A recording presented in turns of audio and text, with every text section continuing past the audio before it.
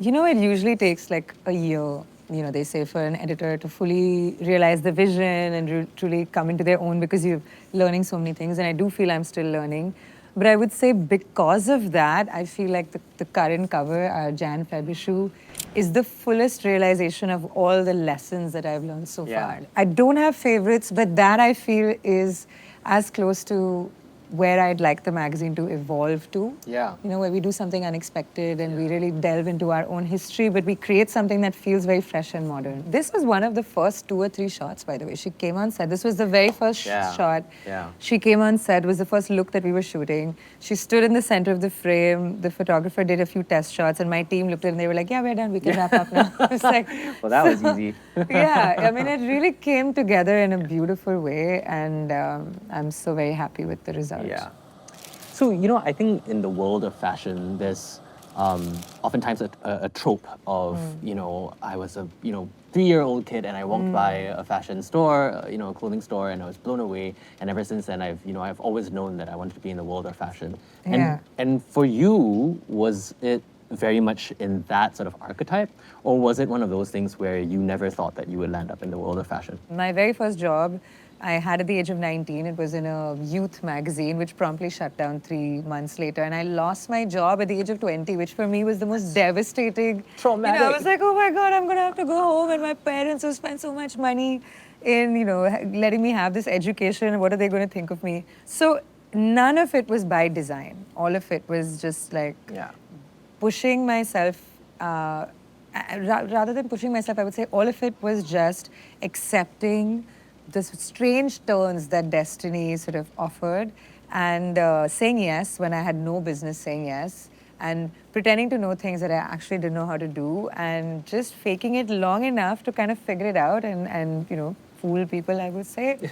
But I've always known I wanted to be a journalist, but I had no concept of the idea of fashion journalism. And even today, Renjie, honestly, if somebody were to ask me, what do you do? I would never say I'm a fashion journalist because I just feel that it's like, that doesn't mean anything. Fashion is what I write about, but I care deeply about culture. I care deeply about women's issues. I'm interested in politics. I read a lot about business. So journalism is what I understand. Journalist is perhaps the general role I would identify myself as. And then fashion happens to be core to the job I have.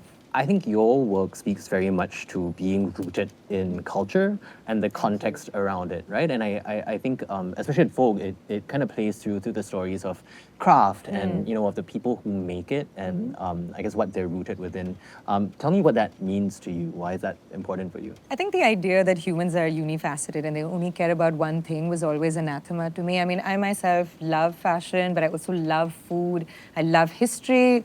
I read about politics. I love nonfiction. So that always felt necessary to reflect in Vogue. It's a whole universe that we try to pull in together and not just one thing or the other. And that depth, I think, is what makes, I think, this product a little more interesting than maybe others. And I find that the best stories are always stories where you learn more about yourself after reading them or after engaging with any kind of content. And to do that, you have to be able to reflect the culture that you live in and set context. And what's that experience been like for you? Because I imagine not too many people, at least I think when you first started out, had that kind of a multifaceted, that kind of a more holistic view to what you're writing about, right? I think that people were ready for something that was deeper, but I can't pretend for a second that I'm the only one doing it. Of course, yeah. And I have greatly benefited from what I would say is mentorship from fantastic editors that I've worked with who've always pushed me to see beyond the obvious. And then I had the privilege of working with Twinkle Khanna, who always tries to look at something from a different perspective. Just a different twist on your perception and how to, bring in what seem like completely alien references or completely disparate thoughts and how to stitch them together into this unit that actually works, which Yep. she does par excellence, and perhaps we do a far more diluted, I would say, a more amateur version. But just that style of thinking, I feel I completely inherited that, being pushed to think of things outside of the obvious. I keep saying that my friends, they come to me and they tell me their stories, and they're telling me these heart-rending stories of heartbreak and trauma, and I'm like, And you tell that to the rest of the world, Yes, essentially. exactly. May or may not change their names. Exactly. But No. That's But it always hilarious. gives me story ideas. So, people now, my dear friends have to watch out. 'Cause Yeah. they're like, they can tell, they can see that glint in my eye. I'm no longer listening. I'm thinking, at it okay, it's gonna be a story. Yeah. But it's fun. I mean, that's the job of the journalist. We document in many ways. We are the documenters of histories.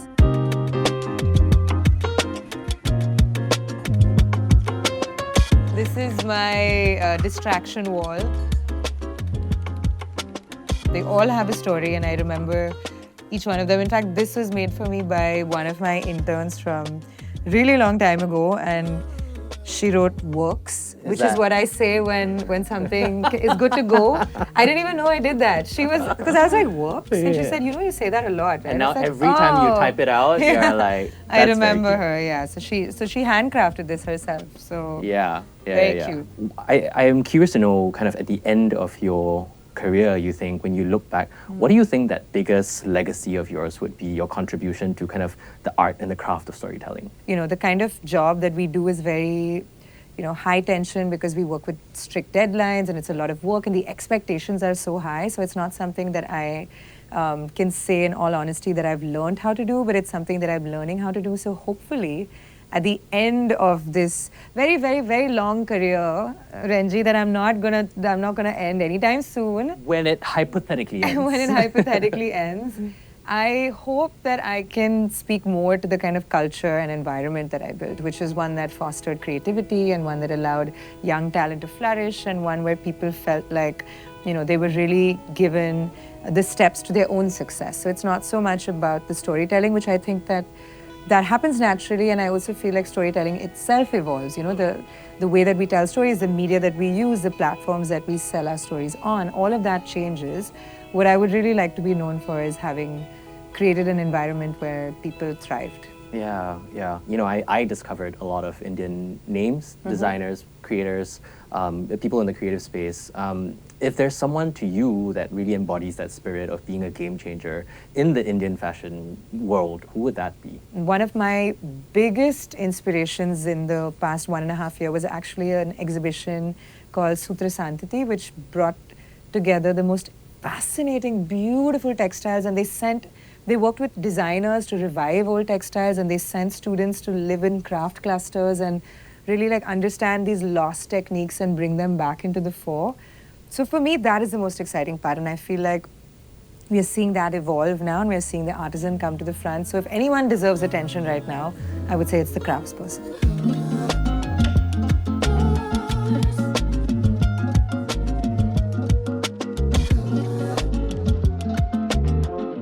I didn't realize this, but the vast majority of your stories are India-specific content. I mean, we have such a large country, so many different subcultures, so many different stories to talk about. So we do. Maybe I'm being biased, but I do feel that the Asia Vogues are doing some fantastic work, and I love to look at what they're doing. I was going to say that, like many Indians, you have friends and family in Singapore, and now you also have colleagues in the form of, Yes. I guess, your counterparts who are based in Singapore. And the last time that you were in Singapore, you had some fun adventures with them. Yes, I met Desmond, at the Gucci exhibition, and he very kindly invited us to the Vogue Singapore Christmas party. And then after that, he gave me this fantastic recommendation for a restaurant. I think it's called Xiao Ya To. I love that. It was just, it was so good. And the weird thing is, I mean, we were a table of 3 carnivores, but the dish that blew all of us away were the Brussels sprouts. There were these charred Brussels sprouts. I don't know what magic they dusted onto these Brussels sprouts, because I know that one of the people I was with went back the next day and ordered it again. So that just goes to show, you'd never know what kind of experience you'd have. It's interesting that you say that, because the area that Xiao Ya To is in, which is Duxton Hill, genuinely does have such a high energy all the time. And I think, even zooming out and looking at the broader area that it's in, it's incredible because you have really, really sort of historic old chop house architecture, colonial architecture. But then you have some of the most forward-thinking, F&B concepts, and a whole bunch of bars there as well. I hope you went bar hopping in Singapore. I did, and you know Okay, what? amazing. The funny thing is, I was alone, so I went to Vogue Singapore to look for recommendations, and I just decided to hop into this little bar, which they said was called Sugar Hall, with zero expectations. I went there with my book, but it was such a wonderful experience because first the waiter came up to me. And he was like, I have never seen someone in a bar with a book. So, would you like to move to a quieter place because where you are is quite noisy? And I said, oh, that's very kind of you. So I followed him. And then, like 5 minutes later, he came to me with a shawl. He said, I noticed you seemed a little cold. Would you like a shawl? I was like, is this normal? Hospitality in Singapore? Every bar that you go to, Yes, they have a you- shawl yeah. ready for For the poor Indian girl who's like freezing. No, but it was great because then I struck up a conversation with the bartenders, and I remember their names, CJ and Edward. And I really wanted more recommendations, right, from locals. So I asked them, and I could tell that they were starting to give me the very typical, you know, the names that, oh, the ones that you should visit when you're in Singapore. I was like, no, no, no. Where would you go if you were taking your family? And they really, then they were like, oh, you want to go there? Yeah. Okay. So they took my phone, they were like, you will not find this on your own, so we'll just put it into your Google Maps. And they put it in the Google Maps, and they were like, now you can just refer to this. And they gave me some great recommendations, which maybe I'll gatekeep, because maybe you need to go to Sugar Hall and meet CJ and Edward yourself. Now I have to meet them and I have to get their recommendations. That's Yeah. like the exact ones that you gave to Rochelle. Exactly. But I was so taken by just the charm. I mean, Singapore is a big, bustling metropolis. But there is some kind of like a small town charm to it that I can't quite put my finger on, you know? People just seem friendlier and it's so safe, and I really did enjoy my time there.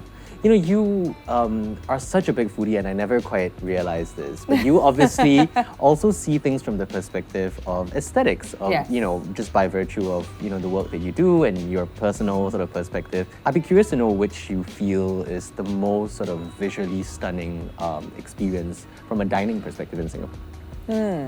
I mean, I have to visit again to see all of them and to eat my way through every single place.